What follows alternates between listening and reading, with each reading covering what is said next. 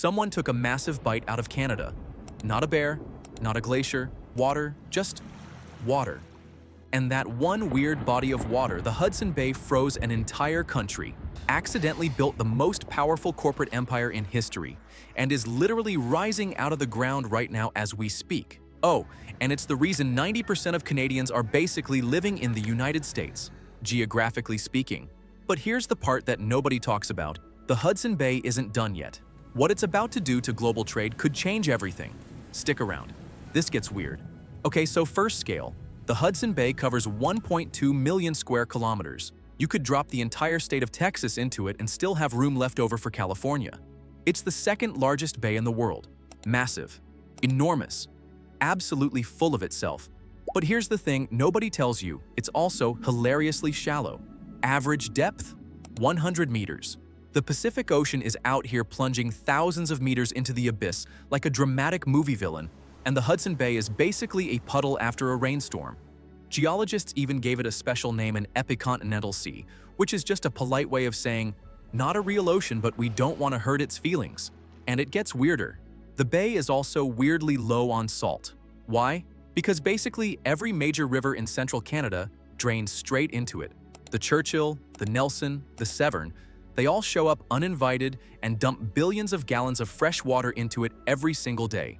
The result? A giant, shallow, barely salty inland sea. That freezes. Completely. Every single winter. All 1.2 million square kilometers. Solid ice. Like clockwork. For context, parts of the Hudson Bay sit at the exact same latitude as London, England. London gets drizzle and mild winters. The Hudson Bay turns into a frozen wasteland that polar bears use as a highway. Make it make sense. And look, you might be thinking, okay, big frozen puddle, got it.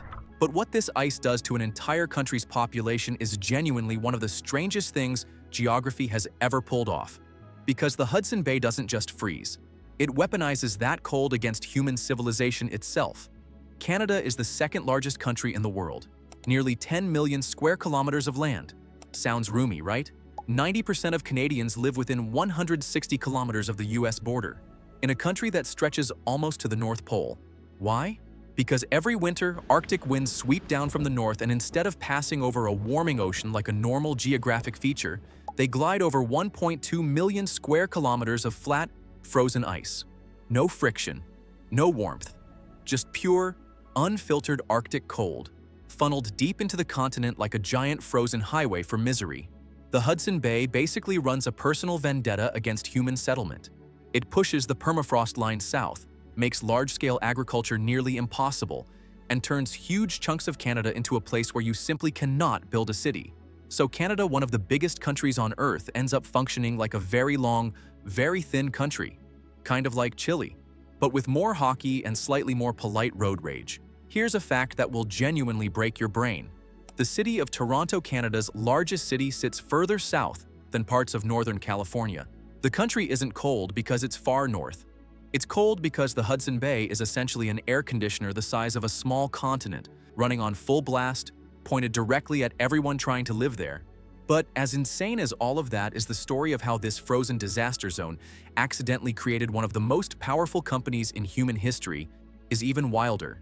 And it starts with a mutiny. Henry Hudson sails into the bay completely convinced he's found the Pacific Ocean and a shortcut to Asia. He has not. He's found a freezing trap. His ship gets stuck in ice. His crew spends a brutal winter slowly losing their minds, battling scurvy, starvation, and temperatures cold enough to make you question every life decision you've ever made. And the following spring, they mutinied, shoved Hudson, his teenage son, and a few loyal crew members into a small open rowboat, and sailed home without them. Hudson was never seen again. The bay was named after him anyway, which honestly feels like the least they could do. Now you'd think that a bay famous for trapping and killing its first European visitor would be left alone forever.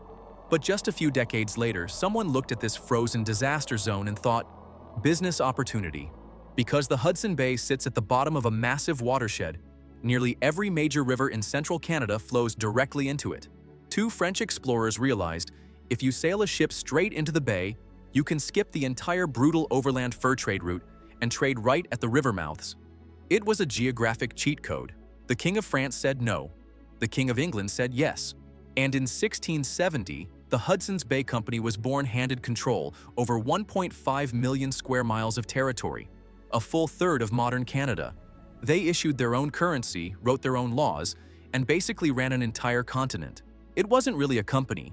It was a sovereign nation that also sold hats. And here's the kicker: the Hudson's Bay Company still exists today.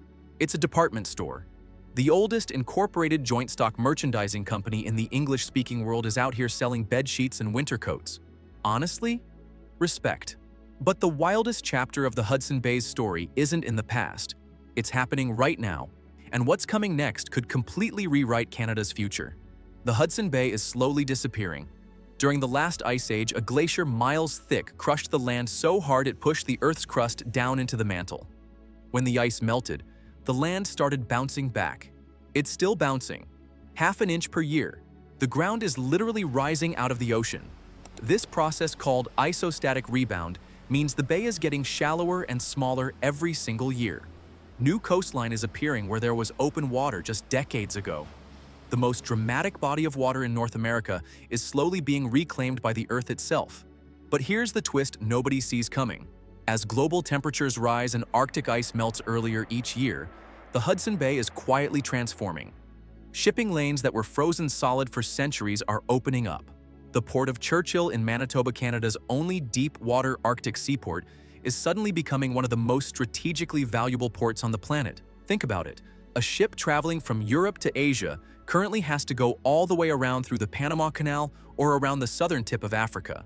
But through the Hudson Bay and the Arctic, that route cuts thousands of kilometers off the journey.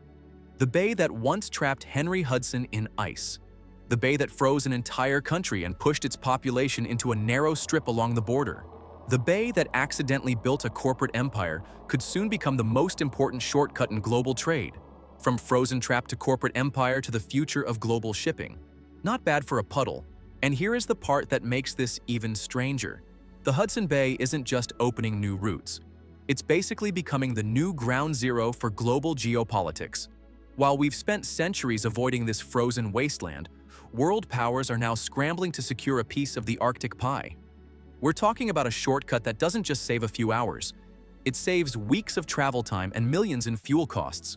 For Canada, this is a massive identity shift. The very same geography that once weaponized the cold against its people and forced them to huddle at the US border is now transforming into a strategic gold mine. The giant puddle is finally growing up, and the rest of the world is forced to pay attention. The Hudson Bay is a giant bite out of the map, and it has quietly controlled everything about Canada for centuries. Where people live, how the country was built, and where it's headed next. If this was your first time here, hit subscribe. Would you live that far north if the internet was free? Let me know in the comments.